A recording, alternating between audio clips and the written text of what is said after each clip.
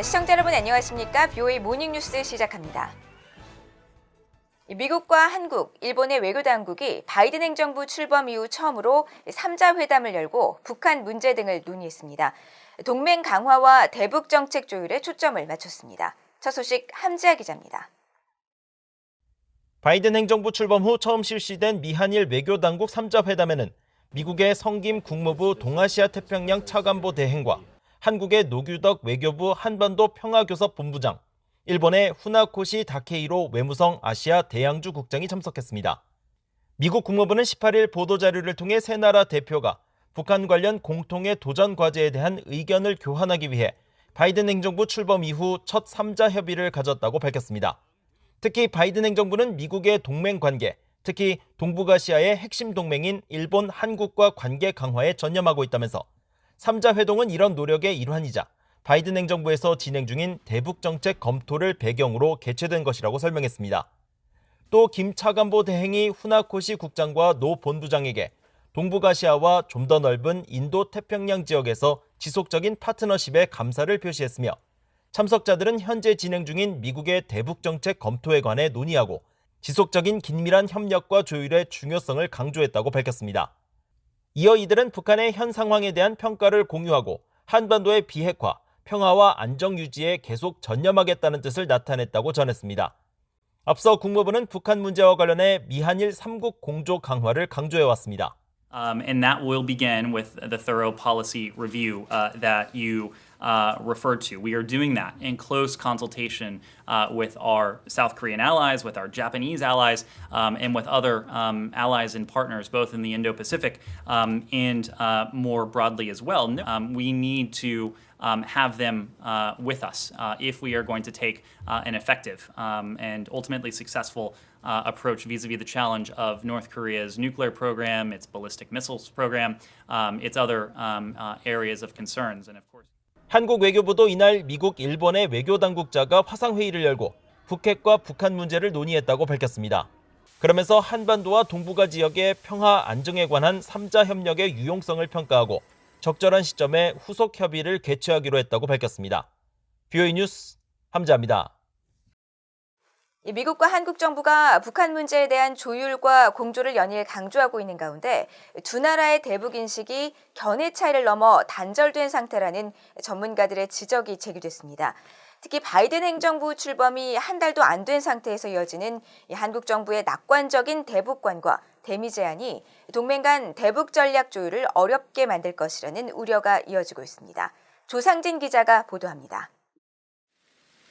미국 정부에서 북한 문제를 다뤘던 전직 관리들은 북한 김정은 국무위원장의 비핵화 의지와 미북 정상회담 필요성에 대한 미국과 한국 정부의 인식이 차이를 넘어 완전히 단절됐다는 평가를 내렸습니다. 백악관 국가안보회의 선임 보좌관을 지낸 마이클 그린 전략국제문제연구소 CSIS 부소장은 조 바이든 대통령이 실질적 비핵화에 구체적이고 검증된 증거가 있을 때까지 김정은과 만나지 않겠다는 뜻을 후보 시절부터 분명히 해왔다면서 한국 청와대가 싱가포르 정상회담의 합의를 바이든 행정부의 외교 기반으로 삼을 것을 촉구하는 것은 한국 국내용일지는 몰라도 바이든 행정부의 방향을 잘못 짚은 것이라고 지적했습니다.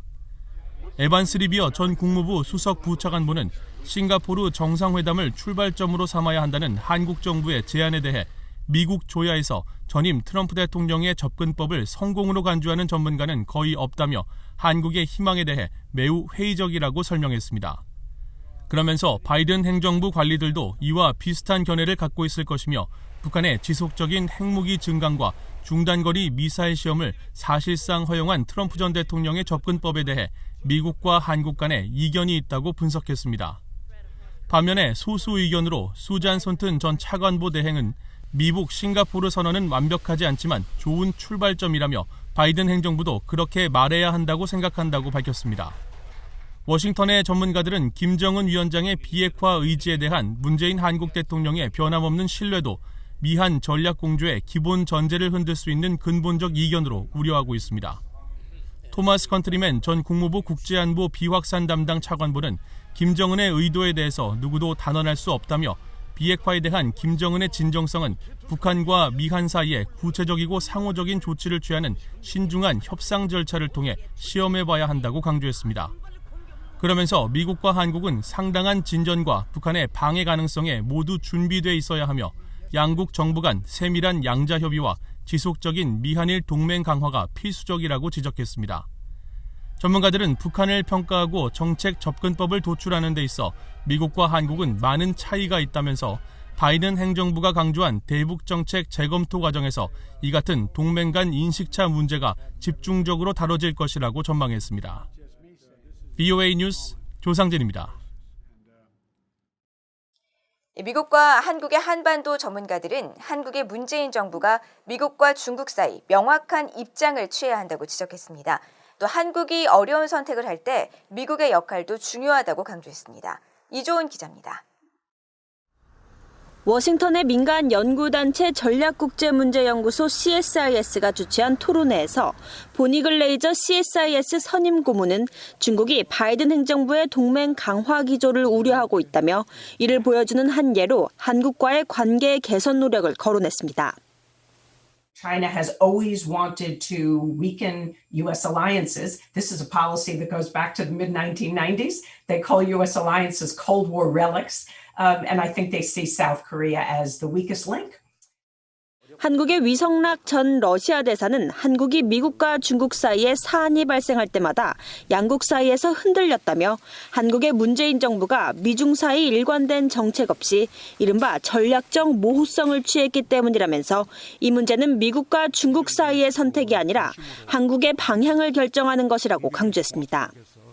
Would like to suggest that Korea should not stand in an ambiguous position between the U.S. and China, but set the coordinates and the direction to go. 빅터차 CSIS 선임 고문 겸 한국 석좌는 현재 미국과 중국 사이에 한국이 처한 상황은 아시아에서 한국과 중국, 미국이 처한 더 큰 도전의 축소판이라면서 한국은 미국과 중국 사이에서 선택을 해나가야 하며 이런 선택들은 한국에도 좋고 지난 수십 년 동안 많은 국가들이 누려온 국제 질서에 기반한 규칙에도 좋은 선택이 돼야 한다고 강조했습니다. And I think those choices are not always easy. But sometimes they mean it does mean making hard choices. It also requires the United States to be there. We have to be there. 차 석자는 그러면서 한국이 참여를 꺼리고 있는 미국, 일본, 호주, 인도의 사자 안보 협의체 쿼드에 한국이 동참해야 한다면서 쿼드에 참여하지 않는 것은 장기적으로 한국의 이익에 부합하지 않는다고 주장했습니다. I would say in terms of the Quad that Korea should join the Quad. And they should join it not as some sort of anti-China coalition, but as a manifestation of the most prominent democracies, liberal democracies in Asia, that may do things that help to shape China's place in Asia, but also do things outside of that.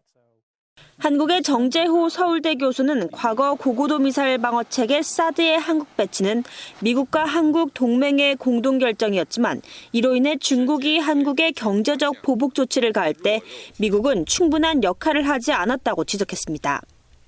그러면서 조 바이든 행정부는 한국이 미중 사이에서 미국 쪽에 가까운 결정을 할 때 한국 보호 방안 등을 마련해야 한다고 말했습니다. VOA 뉴스 이조은입니다. 미국 재무부 해외자산통제국이 북한 등 제재 대상국들의 물품 거래에 결제 서비스를 제공한 민간기업 비트페이에 벌금 50만 달러를 부과했습니다. 재무부 해외자산통제국은 18일 비트페이가 지난 2013년 6월부터 2018년 9월까지 제재 대상국인 북한과 쿠바, 수단, 시리아에 있던 것으로 추정되는 사람들이 디지털 화폐를 사용해 미국 등지의 상인들과 거래하도록 했다고 밝혔습니다. 그러면서 비트페이는 2,102건의 위반 거래를 진행했고 이 가운데 제재 대상국 관련 거래 금액은 12만 9천 달러에 달한다면서 이 업체는 거래자들의 IP 주소 등 위치 정보를 갖고 있었지만 이를 제대로 가려내는 데 실패했다고 설명했습니다. 조지아주 애틀란타에 본사를 둔 비트페이는 상인들이 상품과 서비스 결제 수단으로 디지털 화폐 결제 시스템을 제공하는 업체입니다. 한국통일부가 북한의 식량 상황을 면밀히 살피고 있지만 현재 식량 지원 방안을 구체적으로 검토하고 있지는 않다고 밝혔습니다. 이종주 한국통일부 대변인은 19일 정례브리핑에서 북한의 식량 부족 상황과 지원 계획을 묻는 질문에 현재 단계에서는 구체적인 지원 시기와 방안, 규모 등을 검토하고 있지는 않다고 말했습니다. 그러면서 북한의 쌀과 비료 등 전반적인 인도적 수요를 면밀하게 살피고 신종 코로나 바이러스 상황이나 물자 유입 등과 같은 여건과 또 국민 공감대를 종합적으로 고려하겠다고 이 대변인은 설명했습니다. 또한 북한의 식량 상황에 대해서는 식량 부족량을 정확하게 추산하기는 어렵지만 올해 북한이 100만 톤 이상의 식량이 부족할 것으로 판단한다면서 세계 식량 계획과 식량 농업기구 등 유엔 기구와 미국 농무부도 비슷하게 전망하고 있다고 전했습니다. 한국 거주 미얀마인들을 중심으로 한 군부 독재 타도위원회가 주한 중국 대사관 앞에서 미얀마 민주화 지지 집회를 열고 중국 정부를 규탄했습니다.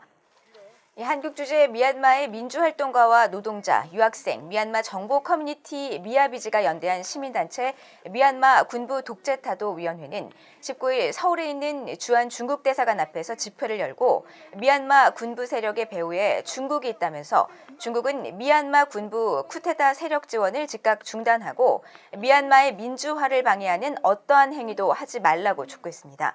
이 단체는 또 미얀마인들이 민주주의 쟁취를 위해 힘을 쏟고 있지만 국제사회의 대대적인 지지가 필요하다면서 모두 힘을 합쳐야 군부 독재를 몰아낼 수 있다고 말했습니다. 한편 미얀마에서는 지난 9일 쿠데타 규탄 시위 도중 경찰이 쏜 총에 머리를 맞아 중태에 빠졌던 20대 시위 참가 여성이 19일 숨졌다고 현재 언론들이 보도했습니다. 이상으로 BOA 모닝뉴스를 마칩니다. 시청해주신 여러분 고맙습니다.